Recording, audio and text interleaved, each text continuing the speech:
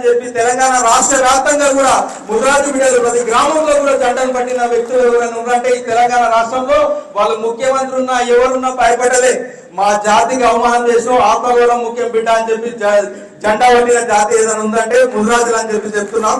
ఆ ముదిరాజులను ఆత్మగౌరవమే కోరుకుంటున్నాం. మీ ఆస్తులు కోరుకుంటలే, మీ అంతస్తులు కోరుకుంటలే, మాకు కూడా ఈ రాష్ట్రంలో మా వాటా మాకు కావాలంటున్నాం. మేము మంది వాటాలు మాకు వద్దంటలేదు. మేము ఇంకొకరి ఆస్తులు మాకు ఇవ్వమని చెప్తలేం, మీ వాటాలు మాకు ఇవ్వమంటలేం, ఇంకో కులానికి ఇచ్చే పరిస్థితులు ఇంకొకరు ఎవరిని అడగం. కానీ ఈ రాష్ట్రంలో మేమెంతో మాకు ఆ శాతం రావాలని చెప్పి కోరుకుంటున్నాం. అందరి నిర్ణయం కాబట్టి మీరు అందరూ కూడా ఈ సంఘం ఏర్పాటు చేసిన నాయకులు కూడా, ఎందుకంటే దీర్ఘకాలంగా చాలా సంఘాలు ఉన్నాయి ఈ తెలంగాణలో, మన జాతిలో కూడా చాలా సంఘాలు ఉన్నాయి, సుమారుగా 40 సంఘాలు ఉన్నాయి.